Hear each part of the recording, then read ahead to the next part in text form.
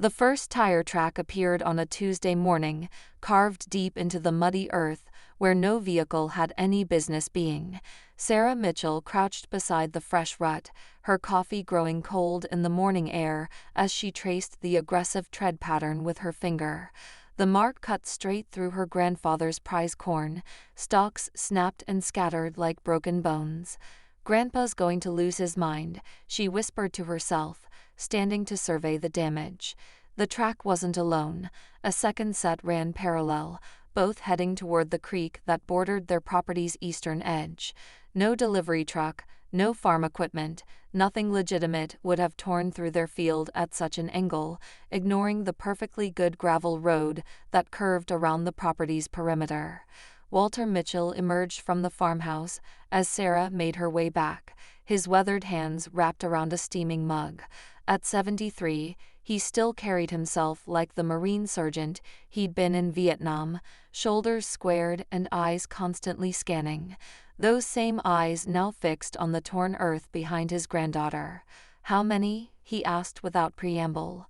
"Two sets of tracks. Deep ones, heavy vehicles moving fast." Sarah joined him on the porch, noting how his jaw tightened. "Could be hunters who got lost, took a shortcut." Walter's laugh held no humor. "Hunters don't drive through standing corn in broad daylight. And they sure as hell don't park by the creek for 3 hours. Sarah's coffee mug froze halfway to her lips. 3 hours. Motion sensor by the water tripped at 2:30 a.m., reset at 5:45. He pulled a small device from his pocket, one of several he'd installed around the property after their nearest neighbor's barn had been burglarized 6 months ago. Whatever they were doing down there, it wasn't hunting. The implications settled over Sarah like a cold fog. Their farm sat on 300 acres of rolling Missouri countryside, isolated enough that cell service was spotty, and the nearest sheriff's deputy was 20 minutes away on a good day. It was the kind of place where people minded their own business and expected the same courtesy in return. But it was also the kind of place that attracted attention from people who valued privacy for all the wrong reasons. "We should call Sheriff Martinez," Sarah said, though she already knew what her grandfather's response would be. "And tell him what?" "That someone drove across our land." Walter's expression hardened. "Martinez has got his hands full with that meth lab they busted over in Cedar County. He's not gonna waste time on tire tracks." Sarah wanted to argue, but she'd grown up in this county. She knew Walter was right. Rural law enforcement was stretched thin, reactive rather than preventive. By the time they proved something criminal was happening, it might be too late. Over the next 3 days, the evidence accumulated like storm clouds on the horizon. More tracks appeared, always at night, always following the same route from the county road to the creek. Sarah found cigarette butts that didn't match any brand she or Walter smoked, along with fresh boot prints in the soft soil near the water. Most disturbing of all was the discovery she made on Friday morning while checking the fence line. The plastic bag was buried shallow, carelessly hidden beneath a pile of leaves near the old oak tree. Sarah's hands shook as she unearthed it, revealing clear packets filled with white powder. Enough to destroy lives, enough to bring serious federal attention to their quiet corner of the world. She stared at the drugs, understanding with crystalline clarity that their family farm had become a way station in someone else's criminal enterprise. The tracks, the timing, the careful selection of their isolated creek, it all made terrible sense. Someone had chosen their land as a drop point, a place where packages could be hidden and retrieved without interference. As Sarah buried the bag exactly where she'd found it, her hands steady despite the fear coursing through her veins, she made a decision that would change everything. She wouldn't call the sheriff, not yet. First, she would tell Walter what she'd discovered, and together they would decide how to protect the land that had sheltered 4 generations of Mitchells. What she didn't know, as she walked back toward the farmhouse, with the weight of terrible knowledge on her shoulders, was that Walter had already begun making plans of his own. Plans that would soon transform their peaceful cornfield into a battleground, where the price of crossing the wrong family's land would be measured in twisted metal and spilled blood. Walter Mitchell didn't sleep that night. Sarah had told him about the buried drugs over dinner, her voice steady but her hands trembling as she described the plastic bag hidden beneath the oak tree. Now he sat in his recliner by the front window, shotgun across his lap, watching the darkness beyond their porch light. The motion sensor chimed at 2:17 a.m. 3 vehicles this time, 2 pickup trucks and a black SUV with tinted windows. They moved without headlights, navigating by moonlight along the same route they'd carved through his corn. Walter's finger found the shotgun's safety as he watched them park near the creek. 4 men emerged, moving with the casual confidence of people who believed they owned whatever ground they walked on. "Granddaughter was right to be scared," he murmured, counting the silhouettes in the darkness. But fear was an old companion, and Walter had learned decades ago how to transform it into something more useful. The men spent an hour by the creek, their voices carrying on the still night air. Walter couldn't make out words, but their tone was businesslike, methodical.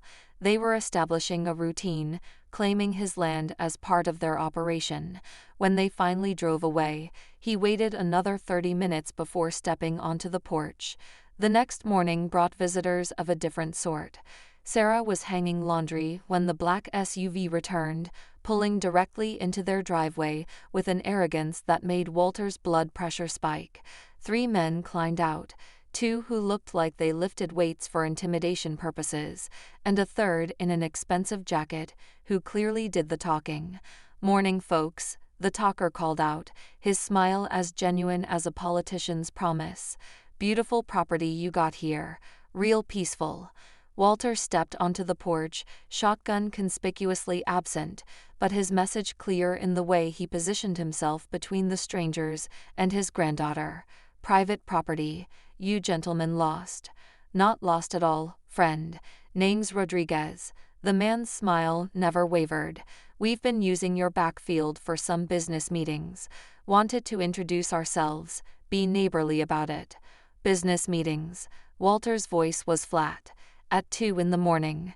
Sometimes business keeps unusual hours." Rodriguez glanced toward the creek, then back at Walter. "Thing is, we need to keep using your field, regular-like, and we need to make sure there won't be any misunderstandings." Sarah stepped closer to her grandfather, recognizing the shift in the conversation's tone. The 2 muscle-bound men had spread out slightly, their hands resting near their waistbands in a gesture that wasn't quite a threat, but wasn't friendly either. "My land's not for rent," Walter said quietly. Rodriguez's smile finally faded. "See, that's where you're wrong, old man. Your land became our business the moment we decided it was useful. Now, we can do this easy or hard, but we're gonna keep using that field." The silence stretched between them, broken only by the distant sound of cattle lowing in the pasture. Walter studied the 3 men with the patience of a predator, cataloging details: the way Rodriguez favored his left leg, the nervous tick in the bigger man's jaw, the bulge of weapons beneath their jackets. "You threatening me on my own property?" Walter asked. "I'm explaining reality," Rodriguez replied. "You got a pretty granddaughter here, nice quiet place. Be a shame if something happened to disturb all this peace." The words hung in the air like gun smoke. Sarah felt her grandfather's posture change, saw something cold and dangerous flicker behind his eyes. She'd heard stories about Walter's war service, whispered family legends about things he'd done in jungle clearings half a world away. Looking at him now, she began to understand those stories weren't exaggerations. "Gentlemen," Walter said, his voice carrying the kind of calm that preceded violence, "I believe this conversation is over." Rodriguez seemed to recognize the shift as well. His hand moved slightly toward his jacket, then stopped as he met Walter's unwavering stare. "We'll be back tomorrow night. Your field, your creek. Don't make this harder than it needs to be." The three men climbed back into their SUV and drove away, leaving a cloud of dust and the promise of violence hanging over the farm. Sarah watched until they disappeared, then turned to her grandfather. "We have to call the sheriff now." Walter was already walking toward the barn, his mind clearly elsewhere. "Sheriff can't be here every night, and these boys won't wait for backup. So what do we do?" Walter paused at the barn door, his weathered hands gripping the frame. When he looked back at Sarah, she saw something that made her stomach tighten, not fear, but anticipation. "We prepare for war, sweetheart. Just like I learned in the service." His smile was sharp as broken glass. "Sometimes the best defense is making sure the other fellow regrets starting the fight." As the sun set over the Mitchell farm that evening, Walter began pulling items from storage boxes he hadn't touched in years. Sarah watched from the doorway as her grandfather transformed from a retired farmer into something much more dangerous, a soldier defending his ground with all the deadly knowledge that role implied. The drug runners had made a critical error. They'd threatened his family, claimed his land, and assumed age had made him weak. Tomorrow night, they would learn how wrong they were. The hardware store in Cedar Falls had never seen Walter Mitchell buy so much steel cable in one trip. Tom Bravley, who'd run the place for 23 years, raised an eyebrow as Walter loaded industrial-grade wire, steel posts, and a collection of items that seemed oddly specific for routine farm maintenance. "Building something special, Walt?" Tom asked, ringing up the third spool of cable. "Fixing some fence issues," Walter replied, his tone discouraging further questions. He paid in cash and loaded everything into his pickup truck himself, declining Tom's offer of help. Back at the farm, Sarah watched her grandfather work with a mixture of fascination and growing unease. Walter had transformed the barn into a workshop, spreading detailed sketches across his workbench like a general planning a campaign. The drawings showed their property from multiple angles, with careful notations marking elevation changes, sight lines, and what he called natural choke points. "Grandpa, what exactly are you building out there?" Sarah asked, finding him welding in the evening heat. Walter shut off the torch and lifted his mask, revealing eyes that seemed younger and sharper than they had in years. "Insurance, sweetheart. The kind that makes sure people think twice before they trespass." Over the next 3 days, Walter worked with the focused intensity of a man half his age. He disappeared before dawn and returned after dark, usually covered in dirt and sweat, always carrying tools. Sarah tried to follow him once, but he'd anticipated that and taken routes through the woods that she couldn't track. The motion sensors around the property told their own story. Walter was covering ground systematically, working outward from the creek in careful patterns. When Sarah checked the digital logs, she found he triggered every sensor at least twice, mapping his own defensive network with methodical precision. On Thursday evening, Sheriff Martinez finally returned Sarah's call. "Sorry for the delay, Sarah. Been dealing with that mess over in Benton County." His voice sounded tired over the phone. "You mentioned some trespassing issues." Sarah glanced toward the barn, where Walter was grinding something that threw sparks into the darkness. "It's more complicated than that, Sheriff. We've got people using our property for drug drops. They've made threats." "Drug drops?" Martinez's tone sharpened. "You see any actual drugs?" Sarah hesitated. The bag was still buried by the oak tree, exactly where she'd found it.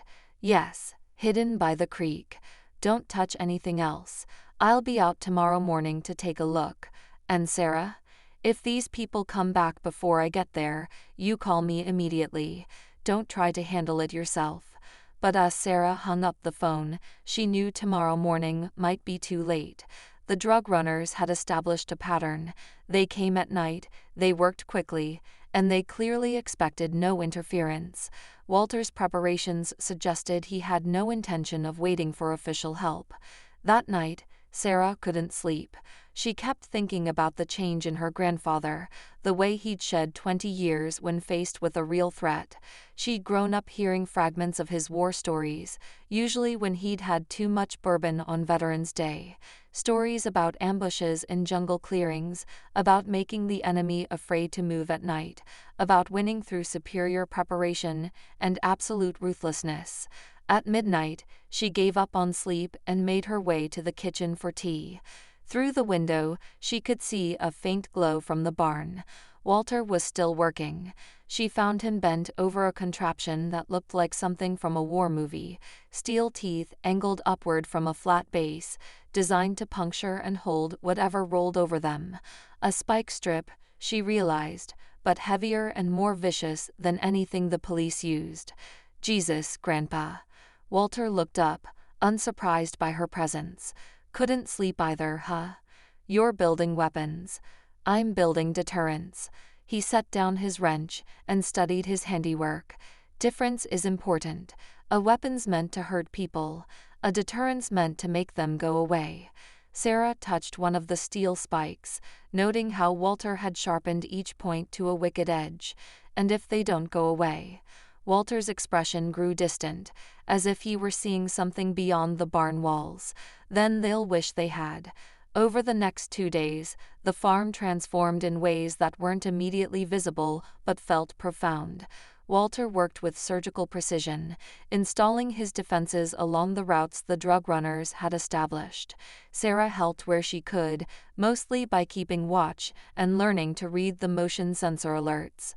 "The key," Walter explained as they tested a remote-controlled barrier hidden in tall grass, "is making them commit to a path before they realize it's a trap.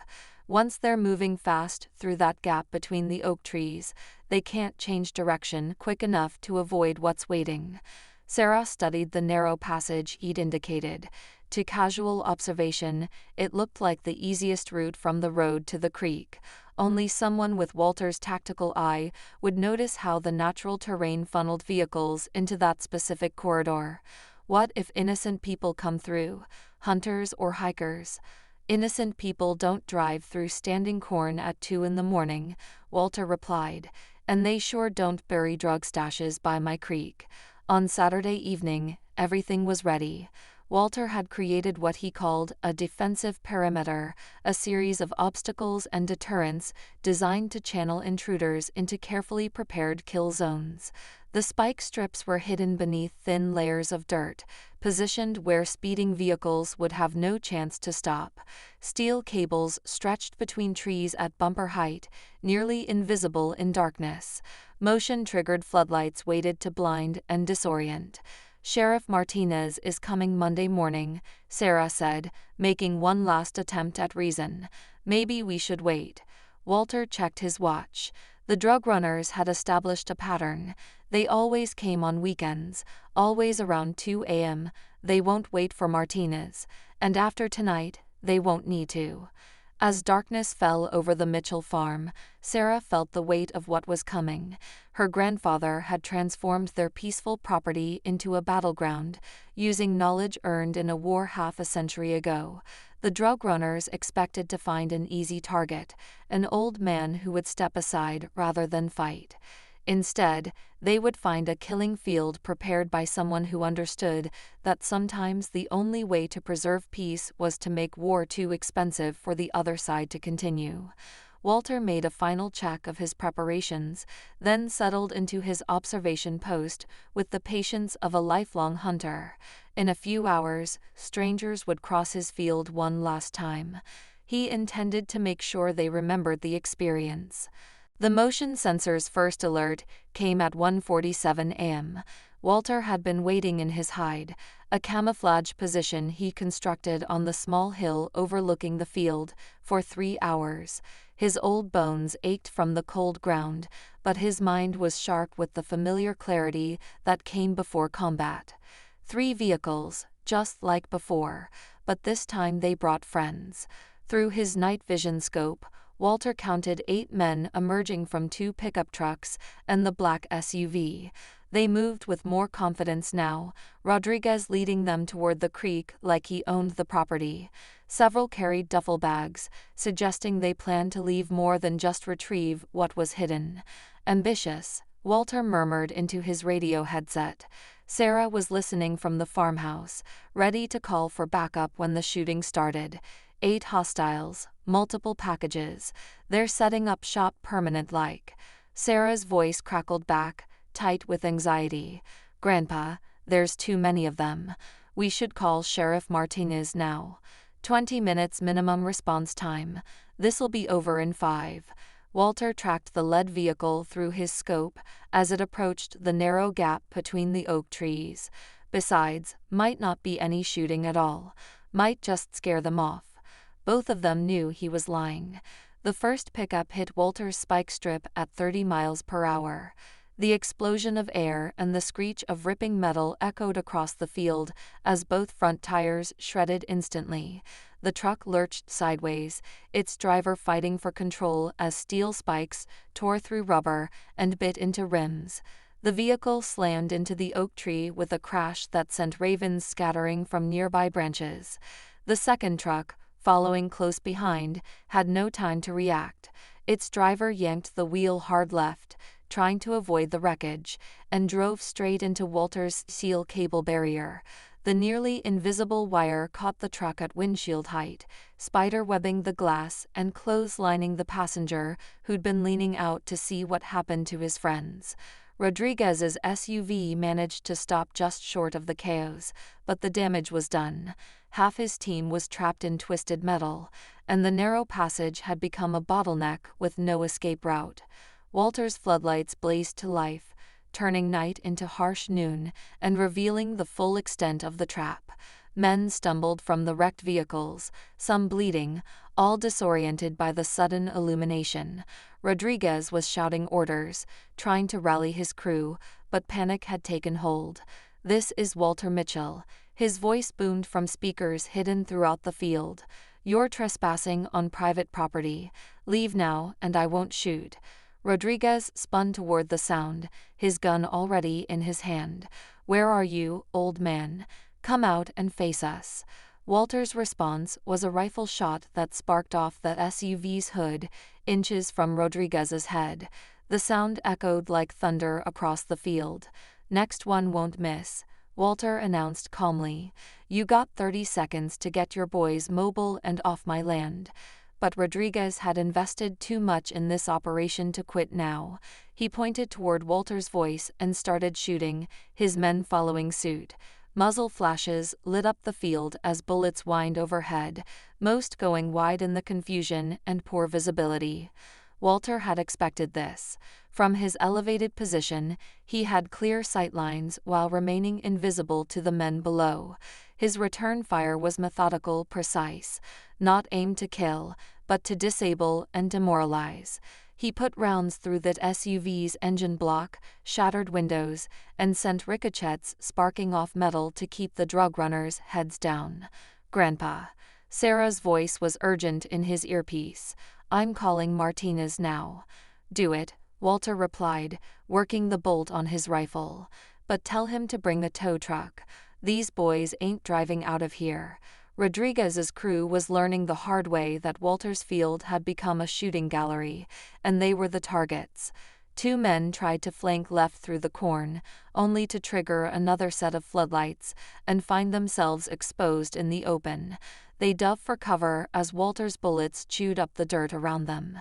The man with the shoulder wound from the cable barrier was screaming for help, but his friends were too busy trying to return fire to assist him.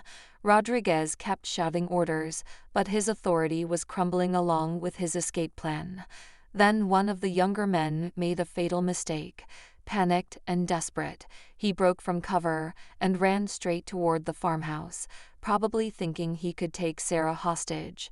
Walter's rifle cracked once. The man dropped like his strings had been cut, clutching his leg and howling. The wound wasn't fatal, but it was permanent, a reminder that some old men had long memories and steady hands. "Anyone else want to threaten my family?" Walter's voice carried deadly calm across the field.